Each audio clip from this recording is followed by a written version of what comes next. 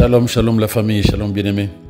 Je rends grâce à Dieu qui te permet d'être encore debout ce matin pour que nous soyons ensemble autour de sa parole, afin que cette parole nous nourrisse, nous éclaire et nous conduise sur le chemin de notre destinée en Christ Jésus.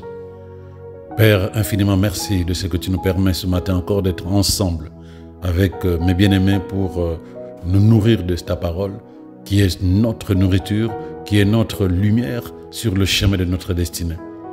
C'est par ta parole que nous sommes à même de devenir ce que tu as dit que nous serons, semblables à toi. Au-delà de la pensée humaine, nous savons que c'est dans ta parole que se trouve notre vie. Voilà pourquoi nous nous empressons chaque jour de nous nourrir de cette parole afin non seulement qu'elle nous change, qu'elle transforme notre manière de penser, mais qu'elle soit aussi à même de nous révéler ta pensée concernant la vie de chacun de nous. Que la louange et l'adoration te reviennent avec action de grâce au nom de Jésus. Amen. Encore une fois, shalom bien-aimé. Je vais nous partager un thème, comme tu l'as vu sur l'affiche. Qu'est-ce qui te fait courir dans la vie? Courir, c'est se déplacer rapidement. Je me déplace rapidement, je cours. Mais dans ce mouvement, il y a deux significations, il y a deux visions. Je fuis quelque chose, donc je cours vers l'avant. Je fuis quelqu'un, je fuis quelque chose, je cours vers l'avant. La chose est derrière moi. Entre-temps aussi, on peut courir, on peut vouloir à tout prix rattraper quelqu'un qui semble devant nous, ou on veut rattraper quelque chose à laquelle nous tenons, qui semble être devant. De là, je cours pour rattraper. Nous tenons à posséder la chose. Nous tenons à devenir cette personne que nous voulons, mais c'est comme si tout est devant. On ne court pas. On ne court pas par rapport à quelque chose qui est derrière nous. Aujourd'hui, c'est dont je voulais vous parler, c'est courir vers l'avant. Parce que nous estimons que nous devons rattraper le temps. Nous devons rattraper quelque chose. Nous devons arriver à posséder la chose. Nous mettons en place des priorités qui nous font croire que c'est comme ça que nous aurons à accomplir notre destinée. Parce que nous positionnons des priorités. Je dois faire ceci, je dois faire cela, je dois devenir un tel, je dois devenir une telle personne. Et c'est ça qui nous fait courir sur le chemin de la vie. Les motivations derrière ça, elles sont multiples. Elles sont variées et dépendent de plusieurs facteurs. Tu as la recherche du bonheur. La personne se lève, regarde la vie des autres. La personne se lève, regarde sa propre famille, se dit, il faut que je sois heureux. Il faut que je possède tout ce qui peut me donner du bonheur. Les gens veulent atteindre le bonheur, à éviter la douleur et la souffrance, la pauvreté. Ils peuvent ainsi s'investir à courir après des expériences parfois douteuses, des relations problématiques, des actions regrettables dans le seul but d'atteindre le bonheur, de posséder le bien matériel qu'ils estiment leur apporter le bonheur. Mais encore une fois, le bonheur n'est pas dehors. Le bonheur est à l'intérieur de toi, bien-aimé. Le bonheur n'est pas par le facteur extérieur. Ceux qui ont la richesse financière disent matin, midi, soir que l'argent ne fait pas le bonheur. Mais ceux qui ne le possèdent pas encore, ils sont convaincus que quand ils auront l'argent, ils vont enfin être heureux. Mais malheureusement, ce n'est pas le cas. Il y a des gens vraiment qui font le choix d'avancer vers la quête du bonheur et de chercher à le posséder par tout le moyen. Par tout le moyen, ils veulent être heureux. Advienne que pourra, quel que soit le chemin que je prends. Mais malheureusement, ça ne règle pas les problèmes. Parce que le bonheur n'est pas dans les matériels. Le bonheur n'est pas dans la vie d'une personne, dans ma vie, dans la relation d'une personne, dans ma vie. Non, le bonheur est en Christ et en Christ seul. Malheureusement, c'est ça. Les chrétiens courent derrière les choses extérieures, alors que Dieu nous rappelle matin, midi, soir, que c'est lui, notre bonheur, que c'est lui qui nous a créés et qui sait comment nous sommes capables d'être heureux. Et parmi les motivations, donc, comme je disais encore, il y a la réalisation de soi. J'ai envie de me réaliser. Donc, certaines personnes sont tellement motivées pour la seule cause, ils veulent développer leur potentiel, ils veulent se réaliser, ils veulent s'exprimer, ils veulent être visibles, ils veulent se créer, que le monde sache qu'ils existent, ils veulent contribuer ou laisser une marque dans le monde, ils veulent laisser un nom dans leur génération. Et beaucoup vont prendre ça comme une priorité. C'est ma priorité, je dois laisser un nom. Je dois accomplir des œuvres qui vont permettre aux êtres humains qui vont rester après moi de savoir que j'ai été là. Donc du coup, tout l'investissement de son temps, de son énergie, c'est tous les paramètres qui vont l'amener à devenir ce qu'il a envie de devenir, c'est-à-dire se réaliser. Là où les autres cherchent la sécurité, là où les autres cherchent la stabilité, la sécurité financière, la stabilité professionnelle, la santé, la famille, la communauté, toutes ces priorités, toutes ces choses deviennent des priorités principales qui vont progressivement amener ces personnes à se déconnecter de ce qui est essentiel en réalité, la quête de Dieu, la source de ma vie, la recherche de Dieu, la source de ma véritable vie. Mais malheureusement, toutes ces choses que nous n'emmènerons jamais au ciel, ces choses nous prennent tellement du temps. Ces choses deviennent tellement prioritaires que nous ne voyons pas que nous sommes en train de nous déconnecter progressivement de Dieu. Nous sommes en train de nous éloigner progressivement de ce qui est essentiel. Certaines personnes, c'est plutôt l'estime de soi. Ils ont besoin d'aide. Ils sont motivés par le désir de reconnaissance. Ils ont besoin d'être admirés.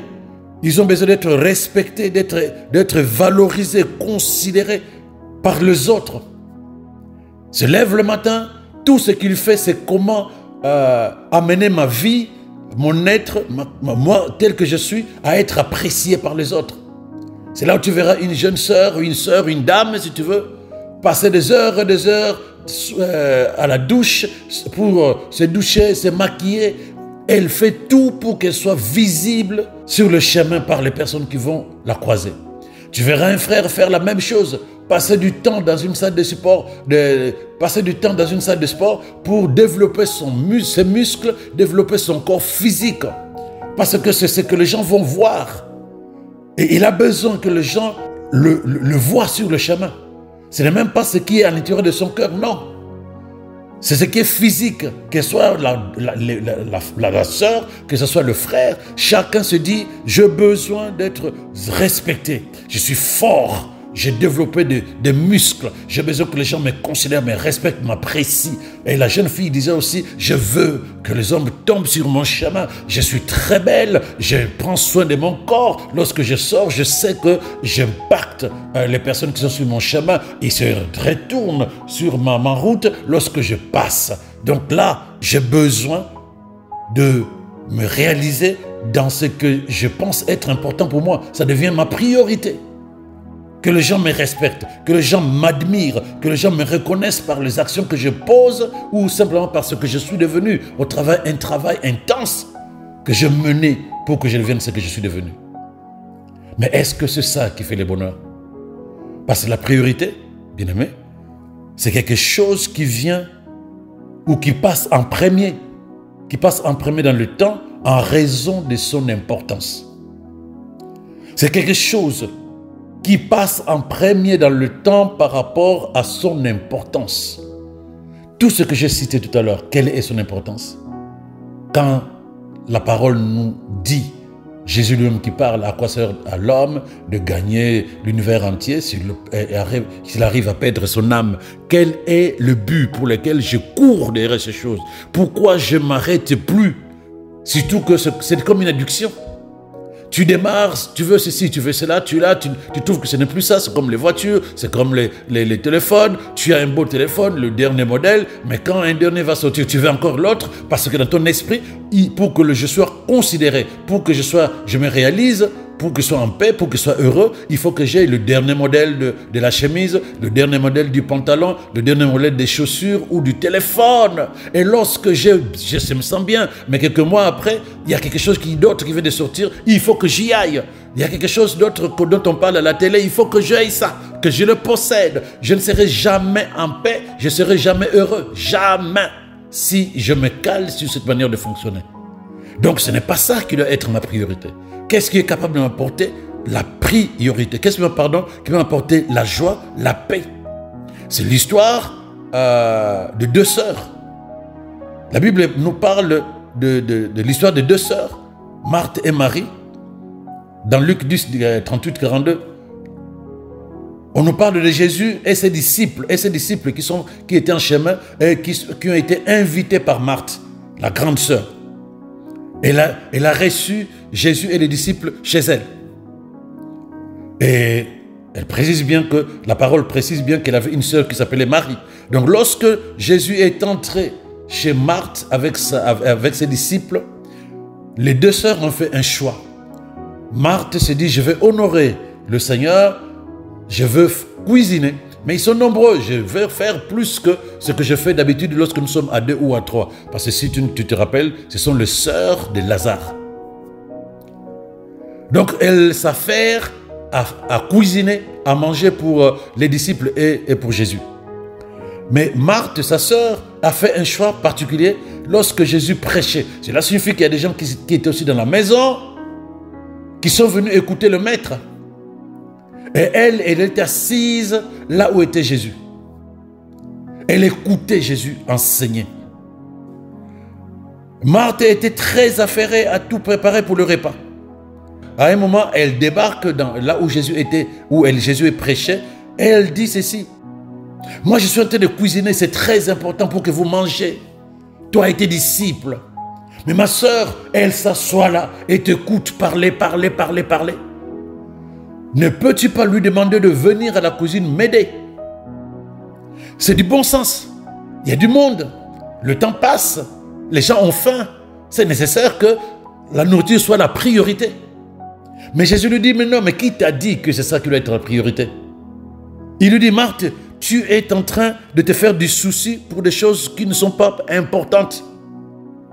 Tu es en train de t'énerver pour rien. Et tu es en train de t'investir pour beaucoup de choses qui ne sont pas malheureusement la priorité.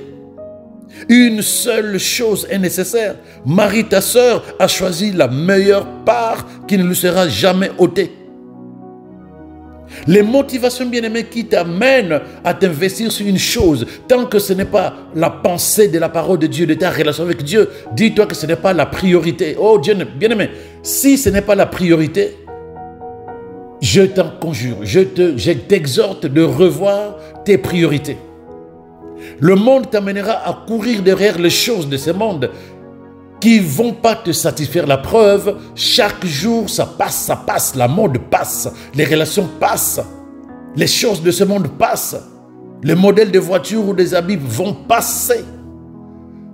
Mais pendant un moment, tu courais derrière jusqu'à ce que tu réalises que tu l'as possédé ou tu n'as pas possédé et tu vas te retrouver en train de chercher autre chose. Et tu es capable de te dire non, je vais chercher une priorité qui va stabiliser ma vie. Parce que tu possèdes un téléphone, un nouveau modèle ou pas. Toi et moi, on peut s'appeler. On peut s'appeler. Moi, j'ai un téléphone qui a peut-être, je ne sais pas, 1 an ou 2 ans, 3 ans. 2 ans, je suppose, je ne m'en souviens plus. Peut-être même 2 ans, 3 ans. Mais personne ne connaît l'âge de mon téléphone. Parce qu'aujourd'hui, avec les étuis, ben, ce n'est pas écrit quelque part que non, ce téléphone a 2 ans, 3 ans. Pour que je cours derrière un nouveau téléphone, un nouveau modèle, parce qu'il y a ceci, il y a cela.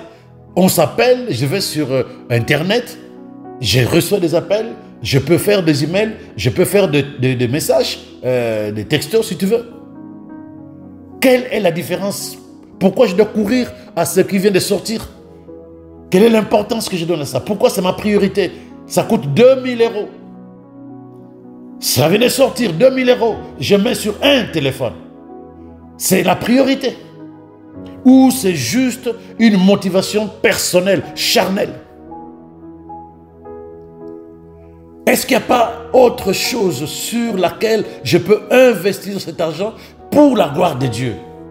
Parce que lorsque je m'investis et du temps, de l'énergie, de l'argent ou des ressources financières si tu veux, sur des objets matériels, croyant que mon bonheur y est, lorsque ce temps va passer, parce que tout ce qui est dans le monde passera, si je priorise ces choses-là, lorsque le temps passera, je me retrouve en train de courir encore sur autre chose. Est-ce que tout ce que je fais glorifie le Seigneur? Non. Lorsque le mariage est ma priorité, de telle sorte que tant que je ne suis pas marié, je ne suis pas un bon, je ne veux pas servir Dieu, ou je ne veux pas être une bonne servante dans l'église. Tant que je n'ai pas d'enfants, ma priorité c'est avoir des enfants, ma priorité c'est me marier, ma priorité c'est avoir une maison, ma priorité c'est trouver du travail. Je ne dis pas que ces choses ne sont pas bonnes. Ces choses sont nécessaires dans la vie de l'enfant de Dieu sur la terre. Mais Jésus nous le dit d'une manière. Il dit ceci dans Matthieu 6, verset 31 à 33. Il dit, bannissez toute inquiétude et ne dites pas qu'est-ce que nous allons manger, qu'est-ce que nous allons boire, comment nous allons nous vêtir. Ce sont les gens de ce monde qui ont sans cesse de tels soucis. Dans une tradition, il dit ce sont les païens, mais c'est mieux. Ce sont les gens de ce monde qui sont sans cesse en train d'avoir de tels soucis. Mais vous, enfants de Dieu, vous, enfants de Dieu, vous, enfants de Dieu, vous avez au ciel un Père qui sait bien que vous en avez besoin, qui sait bien que vous avez besoin de tout cela. Préoccupez-vous donc en premier lieu, c'est-à-dire développer des priorités qui sont tournées vers le gouvernement de Dieu, le règne de Dieu par le Saint-Esprit. Cherchez à rester, à demeurer dans la présence de Dieu. Cherchez à vous nourrir de sa parole. Cherchez à vivre la vie de Dieu. D'abord, priorité. Et tout ce qui est juste à ses yeux, alors, tout le reste vous sera donné par-dessus le marché. Mais beaucoup de gens pensent que le Seigneur Jésus voulait dire que nous devrons d'abord arrêter. Nous devons d'abord chercher, le royaume avant de pouvoir aller chercher autre chose. Donc je dois d'abord chercher le royaume avant de me marier. Je dois chercher le royaume avant de trouver du travail. Je dois chercher le royaume avant d'avoir quelque chose. Non, il n'a pas dit ça. Il a dit, tout le reste nous est accordé une fois que nous recherchons le royaume. Si le royaume de Dieu, si le désir d'être avec Dieu est notre priorité, tout le reste nous le possédons. Lorsque Christ est ta priorité et que ta relation est réelle avec Dieu, la Bible dit qu'en Christ nous possédons tout. Tout ce dont tu as besoin est dans la parole de Dieu et tout ce dont tu as besoin, tu le possèdes en Christ Jésus. Donc quand Jésus dit cherchez d'abord le royaume, le gouvernement de Dieu, il nous demande de nous positionner sur une priorité grâce à laquelle tout le reste est naturellement avec nous. C'est très important que nous arrivions à comprendre cela.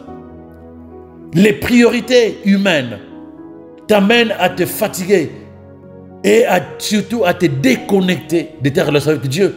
Parce que tu n'as plus le temps pour Dieu, tu n'as plus le temps pour méditer la parole, tu n'as plus le temps pour aller à l'église, tu n'as plus le temps pour prier, même chez toi, un culte personnel. Tu n'as pas le temps, tu n'as plus le temps. Parce que ton temps, tu l'investis sur ce que tu estimes être des priorités pour toi aujourd'hui, qui sont des priorités tournées vers toi et non pas pour la gloire de Dieu. Quels que soient, même les besoins les plus essentiels de l'être humain, tant que tu ne le mets pas avec Dieu, tant que tu ne les transformes pas comme priorité avec Dieu, ces besoins humains vont te déconnecter de Dieu. Regardez bien, bien-aimés. Proverbe 3, verset 5 nous dit « Confie-toi en l'Éternel de tout ton cœur et ne t'appuie pas sur ton intelligence. Reconnais-le dans toutes tes voies et il va rendre tes sentiers droits. » Est-ce que tu peux reconnaître Dieu dans tout ce que tu as envie de faire? C'est ce que Jésus nous dit. Cherche d'abord comme priorité, mets d'abord comme priorité ton désir d'être connecté à Dieu par le Saint-Esprit. Il dit c'est là où Dieu va rendre tes sentiers droits. Quand tu le reconnais dans ce que tu as envie de faire. Il connaît ta vie, c'est lui qui t'a créé, bien-aimé. Donc il n'y a pas besoin, il n'y a pas cette raison de courir à gauche, à droite, comme si tu travaillais tout seul, comme si ta vie dépendait de toi-même. Non, il dit, oh, fais attention, confie-toi en l'Éternel et ne t'appuie pas sur ta sagesse, ne t'appuie pas sur ta beauté, ne t'appuie pas sur ta force, ne t'appuie pas sur tes relations, ne t'appuie pas sur ton intelligence. Non, reconnais Dieu dans tout ce que tu as envie de faire. Fais de Dieu la priorité de tout ce que tu as envie de faire et tu verras que c'est lui qui va aplanir tes sentiers, c'est lui qui va emmener ta vie à devenir ce qu'elle doit être. C'est là la vérité. Ce qui te fait courir si ce n'est pas la quête de Dieu. Ce qui te fait courir si ce n'est pas le désir d'être encore plus proche de lui. Ce qui te fait courir si ce n'est pas le besoin de le connaître encore mieux par sa parole. Tout ce que tu fais, comme tu mets comme priorité aujourd'hui, est une erreur spirituelle. Cherchez d'abord le royaume et sa justice, dit Jésus. Cherchons d'abord à être en communion avec Dieu. Prenons cela comme priorité de notre vie. Nous serons capables de pouvoir à ce moment-là posséder tout le reste, parce que tout ce dont nous avons besoin est en Christ. Donc si je sais que tout est en Christ, je ne vais pas chercher un pain qui est en Christ. Je ne vais pas prendre le vélo comme priorité parce que je veux à tout prix avoir un vélo, mais le vélo est en Christ. Je ne vais pas prendre le mariage comme priorité de ma vie parce que j'ai 50 ans, j'ai 40 ans, j'ai 30 ans, j'ai 20 ans. Ce n'est pas ma priorité. Ma priorité doit être Christ et Christ seul. Car je sais qu'en Christ, tout ce dont j'ai besoin, je le possède. Donc du coup, Christ devient ma priorité. Si je dois courir vers quelque chose, je dois courir vers la quête d'une relation véritable, profonde avec Dieu. Malheureusement, dans les églises aujourd'hui, les gens, même quand ils prient, ils sont derrière des priorités personnelles. Ils veulent utiliser Dieu pour posséder ce qu'ils ont envie de posséder. Ils veulent exploiter la parole pour leur fin. C'est-à-dire que celui qui bénit, on n'a pas besoin de lui. On veut les bénédictions. Oh Saint-Esprit, aide-nous à comprendre cela. Qu'est-ce qui est important pour toi? Qu'est-ce qui est priorité pour toi? Parce que la priorité qui te bouffe du temps, c'est quelque chose d'important. Qu'est-ce qui est important pour toi? Dis-moi. Mais que le Seigneur nous aide à comprendre cela. Je vais élever la voix pour toi, bien-aimé. Et toi, tu dois aussi te dire, oh Seigneur, j'ai compris. J'ai couru à gauche, à droite, cherchant le bonheur, cherchant l'accomplissement, cherchant la réalisation de ma vie, cherchant l'estime des autres pour que j'existe. Mais je réalise que tout, je le possède en toi et en toi seul.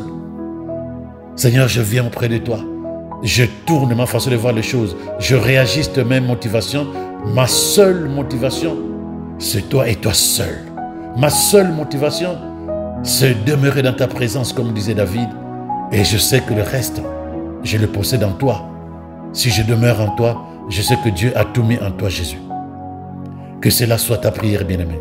Moi, je vais élever la voix pour toi, comme un intercesseur, pour que le Seigneur fasse grâce. Que tu discernes ces choses, que tu t'investisses pour le temps qui te reste sur terre, de changer ta manière de regarder les choses et de prioriser ta relation.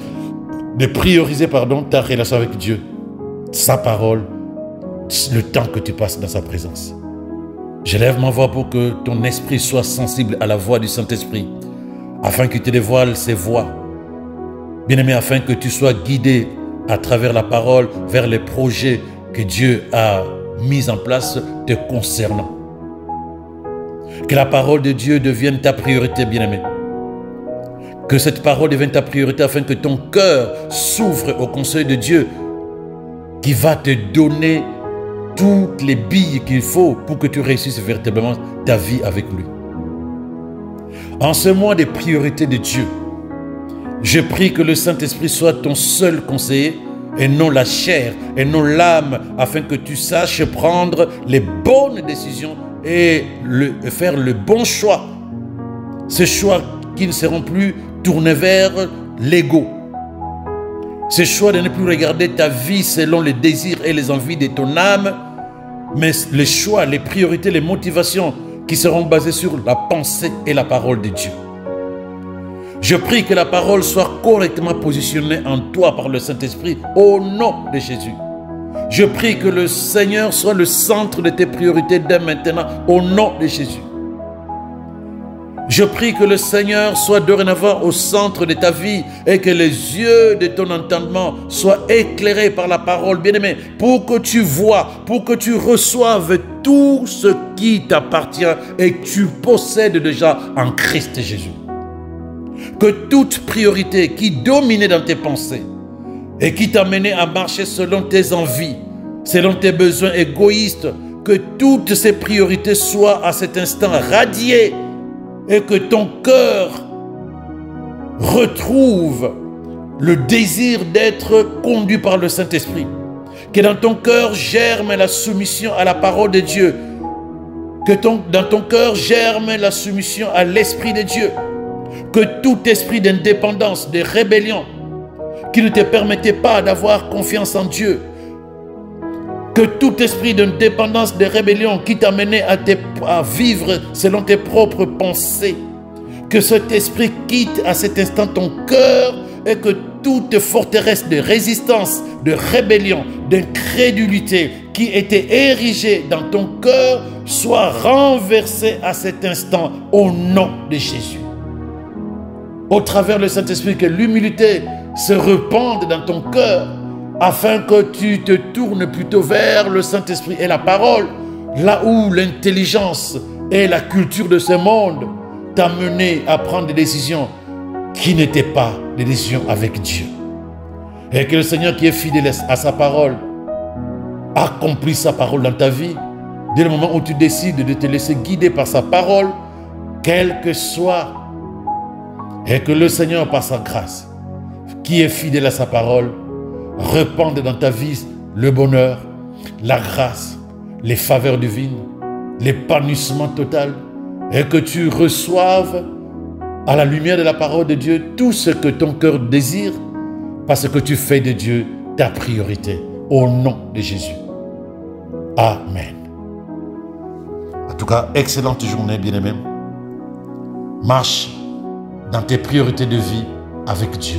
Fais de sa présence dans ta vie ta priorité. Passe une excellente journée, bien-aimé. Shalom à toi.